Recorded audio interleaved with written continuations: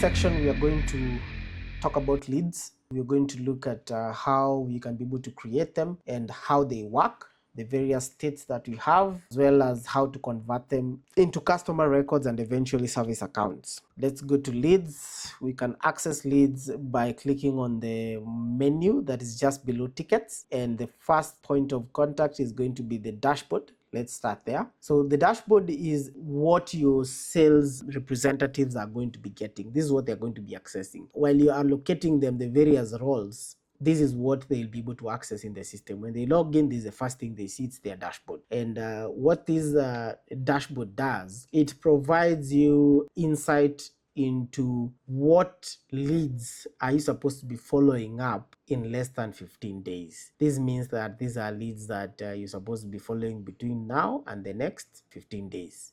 The leads that you're supposed to be following up between 15 and 30 days, those are far into the future, and the ones that are coming up in more than 30 days, then those ones are pretty much very much into the future. We're able to accomplish this through the follow-up date. In leads, we do have a follow-up date, and that is how we're able to provide this dashboard. Whenever the leads, the sales representative updates their follow-up date, it updates their dashboard. So it always keeps them up to date in terms of what they should be doing this week. If the customer told them, hey, call me on the 15th, we have it available here as a reminder. Otherwise, their list of leads is just a list of random records. So you categorize these ones nicely, and it also helps with the supervisors to actually follow up and find out what are these sales representatives supposed to be doing this week. What are some of the leads that X is supposed to be following today or the next day, and you can be able to get reports on those ones as well. So we've got the next menu on the lead section is conversions, and this is going to be the list of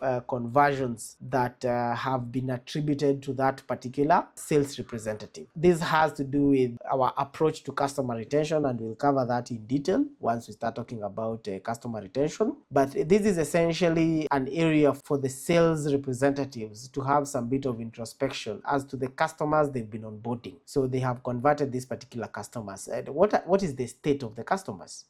Are they active? Are they suspended? So it is also something that will work in line with your customer retention policy. And what happens? Do you provide some kind of remuneration when they get them to actually reactivate or subscribe back to the service? We'll cover that in customer retention shortly. So the next one, and where we're actually going to go, is going to be the list of leads, and then we shall cover how to create. So let's look at what is in the list of the leads. This is what you get. You get just a general table like the rest of the system. You have your filters, you have your columns, selections, pagination down there, and then of course the columns are available and the phone numbers are minified. At the very top, we do have stats. And stats is essentially just a quick access. It's a tally of who has been assigned what and what is their status in terms of the conversion workflow.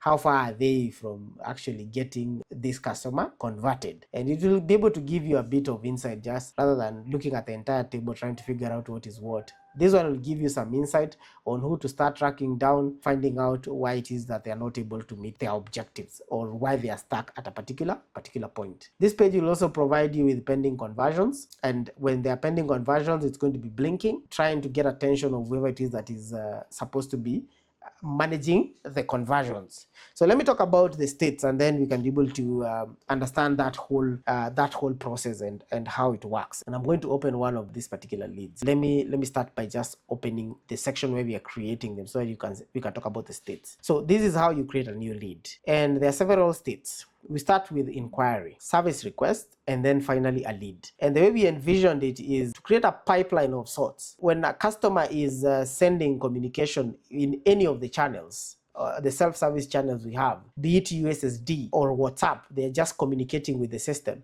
They'll be sending an inquiry. If they're a potential customer, that is. If they're an actual customer, that will be a ticket. If they're an anonymous entity sending communication to any of the channels, it could even be your website. But at the moment, you only have it hooked up to your USSD and WhatsApp. They're sending an inquiry saying, hey, call me back. That's a callback request. That's an inquiry. And in the system, we come and the record is created as an inquiry. But what happens to that particular inquiry? Let's just create this one. Let's create another John Doe here. Say this one is a home type. and we're going to create this inquiry. We need to put in the number, unique number at that, to ensure that you don't get duplication of records in terms of the phone numbers.